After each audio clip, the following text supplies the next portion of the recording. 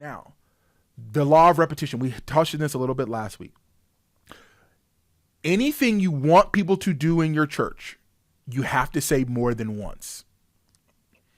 In the first step playbook that I gave you last week, I think it's on page 8, it mentions doing this 5 times in your service, because repetition, mentioning the first step 5 times, because repetition builds familiarity, it builds trust, and that trust is what leads to action.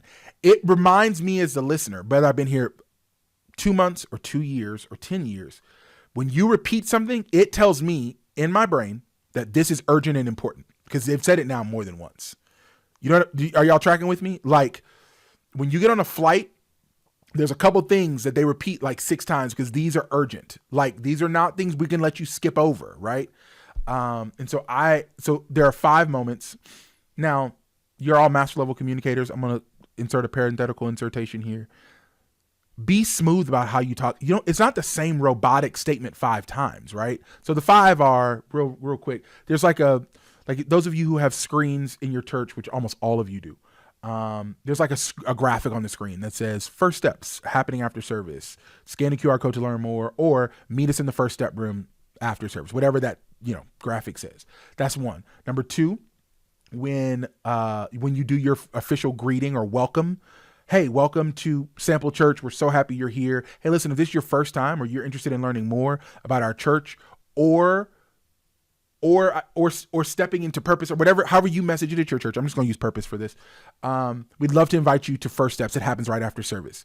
Pastor, you get up to greet the people at the top of your message. Hey, welcome to Sample Church. I'm so happy you're here. Hey, before we get into today's message, this is your first time. Let me celebrate all the first time visitors. Okay, this is great. Love you guys. Hey, first time visitor, if that's you, do me a favor. I would love for you to meet me in the First Steps, at First Steps right after this service. That's 3.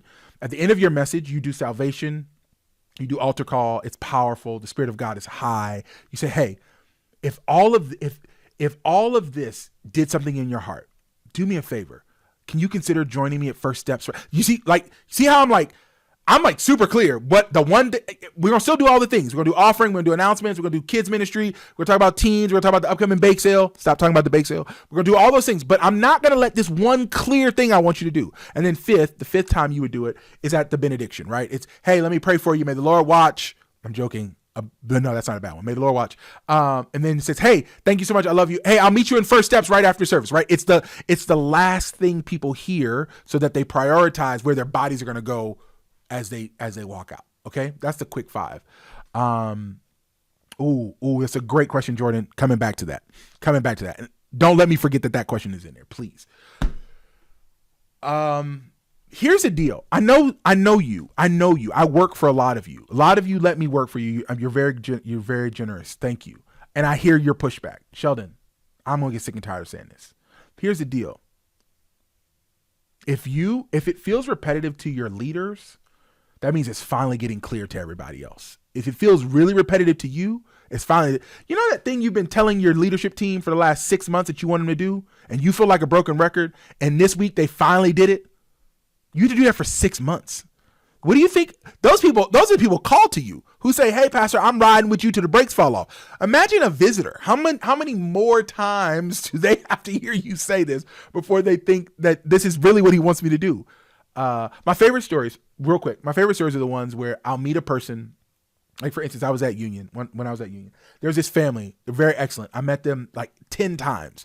And every Sunday I'd go up to them. Hey, we just became kind of like church friends. Like, we'd say hi to each other, ask about the kids, whatever.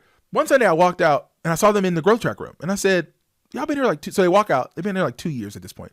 I say, hey, why are y'all on growth track? They were like, oh, we decided to do it today. I'm thinking they had done it because we say this 5 times every service. I thought it took them 2 whole years. And these weren't like, one of them, the husband was a lawyer and the wife was a consultant for a company called Deloitte. These were like MBA types. Like, these were not people who were like, oh, I didn't know what they said to do. Like, even in their busyness and brunch and the kid, they just didn't do the thing. 2 years it took them. And so, then I asked why. They said, oh, we finally put 2 and 2 together today, that this is what we're supposed to do next.